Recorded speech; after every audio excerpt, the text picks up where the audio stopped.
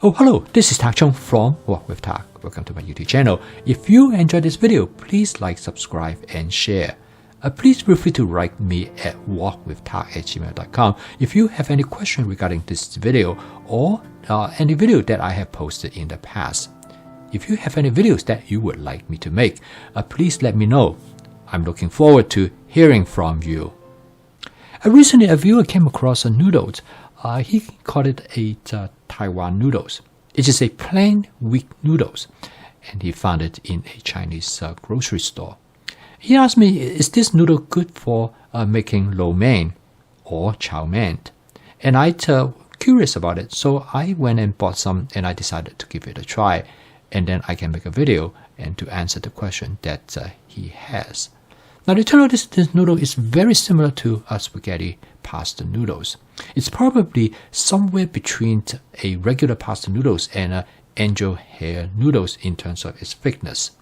The noodles is 12 inches long, and I boil the noodles in my Cuisine 14-inch stainless steel wok. Now, as you can see here, the wok is actually perfect for boiling noodles. I don't think there's any other cooking utensil better than the wok, because the wok is 14 inches across on the top. So this way, you can lay the noodles, which usually about 12 inches long, such as the spaghetti pasta noodles. And because of the large opening of the wok, you can manipulate the noodles much easier. Now, this noodle cook actually very quickly. It takes only about 5 minutes to cook.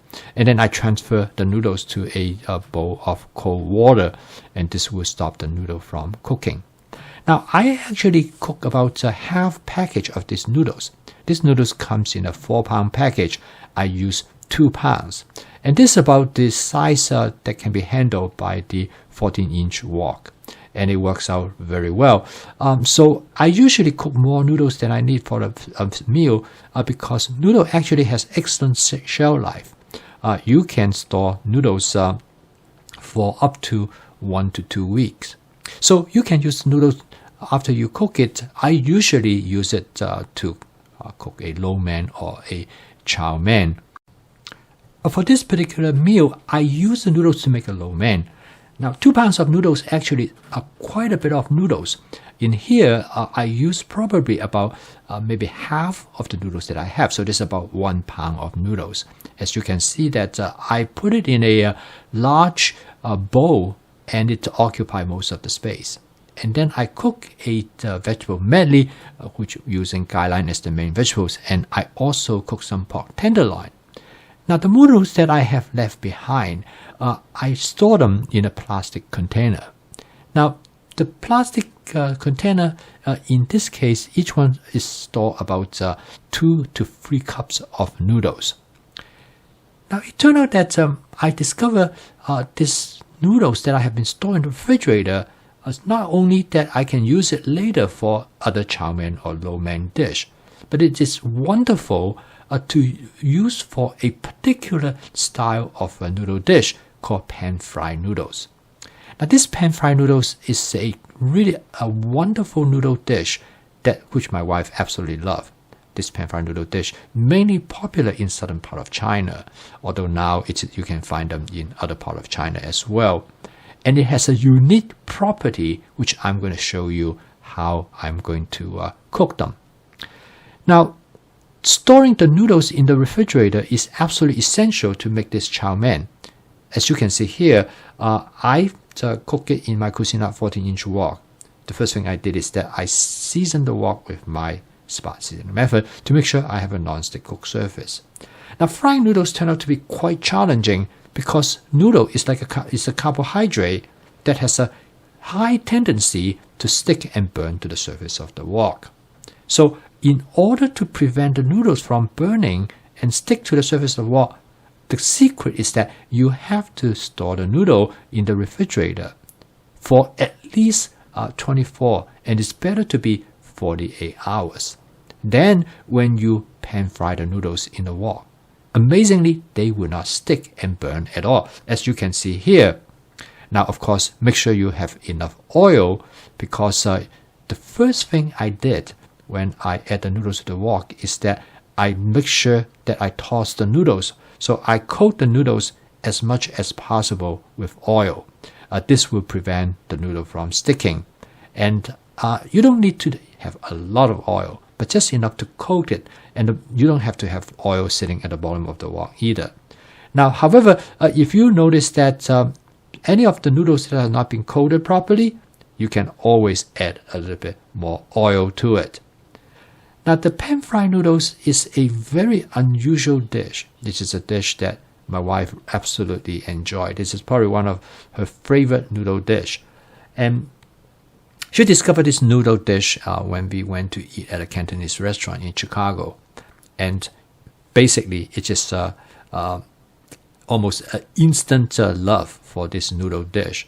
And from that point on, every time when we went to that restaurant, we always ordered this dish. To the point, every time when we walk in the restaurant, the waitress, when she saw us coming, she will signal to us that she's going to place this order, because this noodle takes a little bit longer time to cook compared to other stir-fry dishes. Now, the uniqueness of this dish, this noodle dish, is that when you fry the noodles will become crispy. Like as you can see here, part of the noodles will get burned. Now, you actually, at this point, want to adjust the heat to medium. Now, if you leave it at high, the noodle is going to get burned, actually will turn charcoal black. And this is not what you want, because it would taste bitter. Also, if you don't put enough oil in it, it will also get burned. But mainly the temperature is the most important. So you need to make sure that you set the temperature of the burner to either medium or medium low. Now, when this happened, then you can just leave the noodles in the wok and let it fry on its own. And after you've fried it for maybe about 2 or 3 minutes, you can come and take a look at it. And you will find that when you turn the noodle around, the other side of the noodle now will become nicely fried. And now you can fry them longer or shorter as you would like it. If you like it to be crispier, then you fry it longer. If you don't want it to be too crunchy, then you don't fry it too long. Now, my wife, she does not like it to be fried too long. I remember the first couple of times when I did it, I thought, well, if she liked the crispy texture, I'm going to really make it crispy by frying it for a longer period of time. Unfortunately, she did not like that at all. I remember one time, every single bite, she would complain that the noodle is too crunchy. Now, actually, she's absolutely right. It turned out that the noodle is the best when it has the soft and the crunchy part all combined together. Now, the noodle is done. I add some scallions, and the scallion will add great flavor to the dish. So a few more mix, the dish is ready. Now I'm going to transfer it to the serving plate. Now, cooking this noodle does take a little bit of time, and it probably about maybe 10 minutes to fry it to the texture that how I like it here. It takes longer to cook a regular stir-fry dish. But if you like this kind of noodles, it's really worthwhile. So this is a good example, is that to take whatever you have available to you in terms of the ingredients that you have and to use it in different capacity. In this case, I take these noodles, I use it in chow mein, I use it in lo mein, and then when I store them in the refrigerator for longer than 48 hours, I will be able to use it as a pan-fried noodles. Noodles actually is excellent for prepping in advance. They actually have excellent shelf life. Usually you can store noodles in the refrigerator for up to maybe a week to 10 days. And then you can use it for a whole variety of purpose. Okay, so like I said, this noodle can be standalone. Like you can now season it to the way that how you want it. So in this case, I am going to season it with some oyster sauce. And this will give the noodle great flavor and allow you to eat it by itself, and you can use it just like a snack. On the other hand, you can cook another dish, maybe with a sauce that you can pour over it. However, personally, I prefer to eat it standalone because it already has great flavor, and the crispy texture will affected by any type of sauces that you pour on it. If you want the crispy texture to retain, then you better to eat it by itself. I post a video each day to help you to make home cooking as part of your daily routine using my fast cooking system. This will help you to make your home cooking practical, efficient, creative, and fun. If you'd like to learn more about my fast cooking system, please subscribe to this YouTube channel. So keep on cooking. I will see you tomorrow.